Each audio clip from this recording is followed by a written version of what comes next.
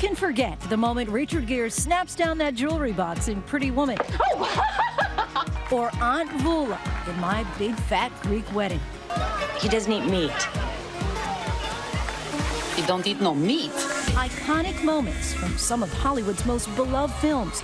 And lately, a movement has been afoot to give them their due. Take Katz Deli in New York City. Recently inviting people to relive the When Harry Met Sally scene. I'll have what she's having. With an I'll Have What She's Having contest seen here on TMZ.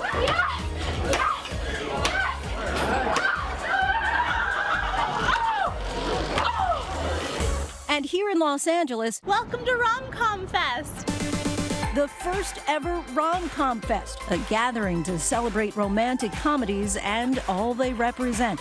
From rainy day movie treats to a photo op for you and your besties, and special screenings of some teenage classics. This is my dream festival. You know, it's romantic comedies and dessert. The world is so full of chaos that you kind of need a place where you can be kind of happy and gentle. It's not just you walk in, watch a movie, and leave and go back to the harsh reality of the streets of Los Angeles.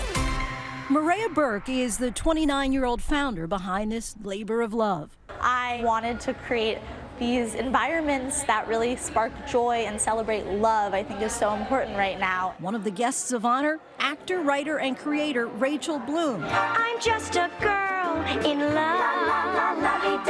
Of musical dramedy, Crazy Ex-Girlfriend. I think that it's cool that the rom-com is getting venerated in this way because for so long you had this term chick flick. And what that connotes is any movie that's geared towards women is lesser than. In the 90s, romantic comedies introduced us to beloved on-screen couples like Meg Ryan and Tom Hanks. She's beautiful, but she's a pill. Leaving us sleeplessly yearning for more. So we got mail. I have a terrible cold. Rom-coms were clearly having their moment.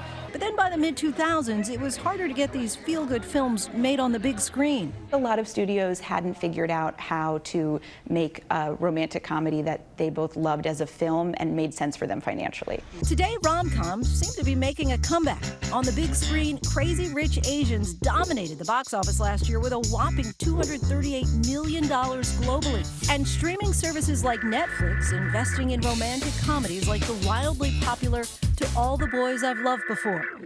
Here's the thing. I had to make it look like I liked you so somebody else wouldn't think I liked them. Producer Matt Kaplan and his team are working on the film's sequel. To All the Boys I Loved Before, we know it's been seen by over 100 million households, which is just crazy. To All the Boys was the film screen adaptation of a popular young adult novel of the same name. Stories about love and identity and family are always going to want to be told. I think now we have specific audiences like in To All the Boys I Loved Before, where you can focus on a Korean-American family, is something truly special that traditional studios weren't willing to bet on. With the emergence of streaming services like Hulu and Netflix, it's now easier than ever to watch from the comfort of your own home. Who doesn't want stuff on demand? Theatrical is a great experience, but the average, 20-something or teenager doesn't have the financial situation to just be able to go drop $15 to $40 on a Friday night. The resurgence of rom-coms now making room for a new generation of writers and talent. Katie Silberman wrote Set It Up, starring Lucy Liu.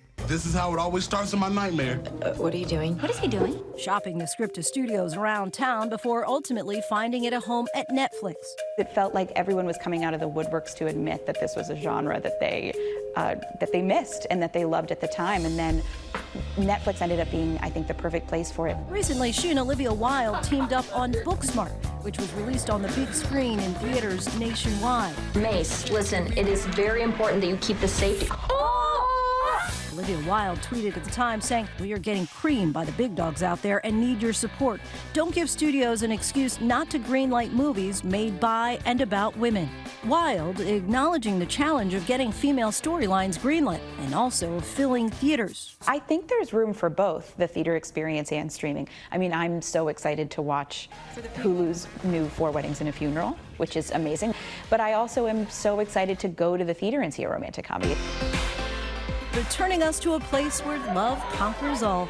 We're back at Rom Com Fest, where fans say the genre never left. I feel like it would just like really relate to those themes in the modern day where, you know, like a lot of like chaos can be going on, but like you can still like sit home and watch like To All the Boys I've Loved Before and just be like, you know what, like the world is beautiful. Blaine hosted a screening of one of her favorite rom-coms, Never Been Kissed, before a delighted audience. They're fun. You get to like laugh and be with friends, and everybody really enjoys it. The creator of Rom Com Fest says she hopes to expand the event next year. Hi, everyone. George Stephanopoulos here. Thanks for checking out the ABC News YouTube channel. If you'd like to get more videos, show highlights, and watch live event coverage, click on the right over here to subscribe to our channel. And don't forget to download the ABC News app for breaking news alerts. Thanks for watching.